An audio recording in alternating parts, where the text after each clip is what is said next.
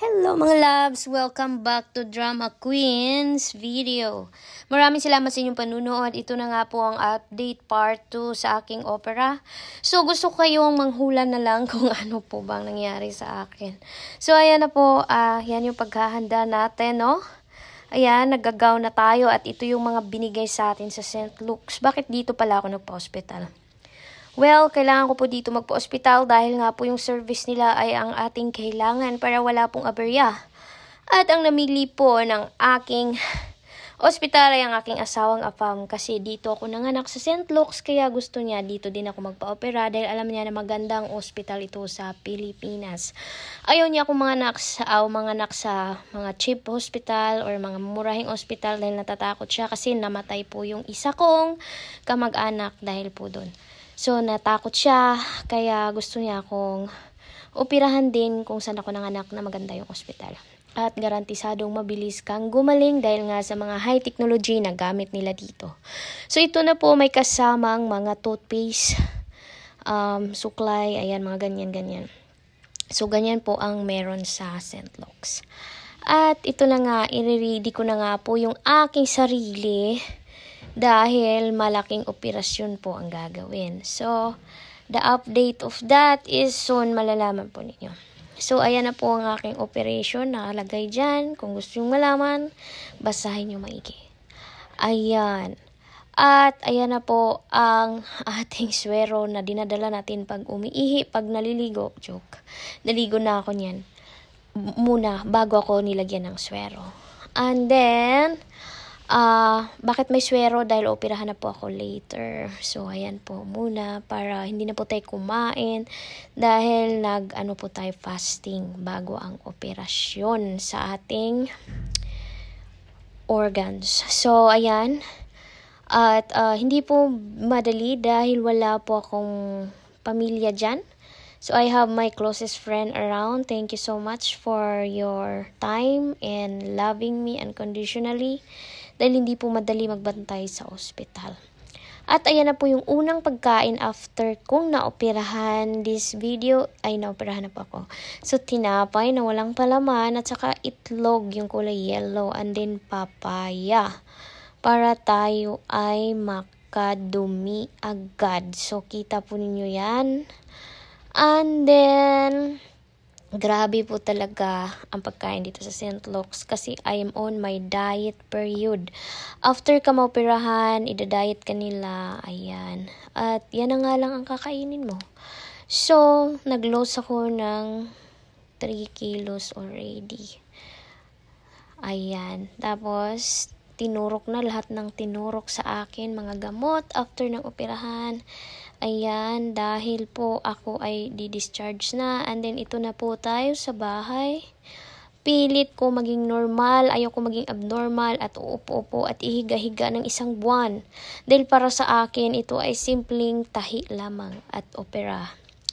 So, ayan, ganito siya palitan. Ating pinalitan. First, di kong nagpalit. And then, ang mali ng nurse ay nilagyan niya ng bulak. Dahil hindi pantay ang paglagay ng bandage. So, ayan na po. At hinugot ko yan, muntik akong atakihin sa sakit. Dahil hindi ko alam, dumikit pala siya sa sugat ko. Kaya aware kayo guys na wag lagyan ng bulak ang sugat. Ako naman kampante dahil nurse naman ang naglagay. So ayan na nga po siya. Ayan, grabe po talaga yan, masakit. Ayan, tas lalagyan na natin ng band-aid na waterproof. Ayan. So, para makaligo ka. Kasi kung wala kang waterproof na bandage, hindi mo siya pwedeng basain dahil ma-infection. Bawal po siya mabasa ng tubig for a couple of days and then ayan na po siya. So mga loves, ang operasyon na ito, ang makakaalam nito is yung kagaya ng ginawa sa akin. Kaya sa mga nagsabing ako ay nagpalay po, yes, nagpalay po tayo sa St. Luke's, no? I-search niyo po kung meron bang liposuction sa St. Luke's para malaman niyo talaga kung anong klaseng lipo yan. Ay, nako. So, wala nang ilalay po sa akin dahil hindi naman ako mataba. Yung magpapalay po lang yung mga matataba po. Lumaki yung tiyan ko niyan dahil after ko operahan.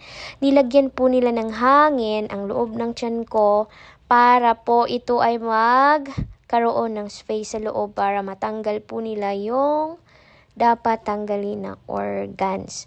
So, ayan na po. And then, hindi na ako makakabuhat ng mabigat in my whole life or else dahil baldado na ang iba kong organs. Baldado na po tayo. So, nakakalungkot kasi mag-work ako pag uwi ko sa Amerika. Tutudo ko na yung pagkakayod ko. Hindi lang pagtitinda ng mga product ko, kundi ako po ay magtrabaho. So, ayaw ko pong ibakante yung sarili ko. And I'm ready to work na po sana. Kaso lang, sa kasamaang palad, pag nagtrabaho ka sa US, kailangan magbuhat ka ng 50 kilos and I cannot do that anymore. So, my body is not the same. Kaya umiyak ako, pinag-isipan ko bago ako operahan, walang choice, there's no any choice. Kung hindi ko naman gagawin, mag 50-50 ako, magka-emergency, and then mga organs ko lahat matatamaan sa problema ko. Kaya mas malaki pa daw ang gagastusin ko at mas malaki pa ang operasyon na gagawin sa akin, bubutasan ng mga tiyan ko na mas malaki pa dyan. At ayaw ko naman dahil hindi na ako makapag-swimsuit, okay? So kaya ganito lang ginagawa natin. Nagdesisyon ako agad-agad kasi anytime soon magkaka-emergency and that's not good. So, ayan po mga loves, maraming salamat sa inyong panunood. Love you all. Keep on sharing lang dahil mamimigay tayo ng Balikbayan Box from California, USA. Yun po ay libre lamang, mag-ingat sa mga scammer. FYI, libre po ang ating Balikbayan Box. So, hanggang dito na lamang mga loves. Ayan ang ating video. Ready na para ipakita sa inyo ang update sa ating life dito sa ospital. Bakit wala ang parents ko? Ayan ang may laking tanong.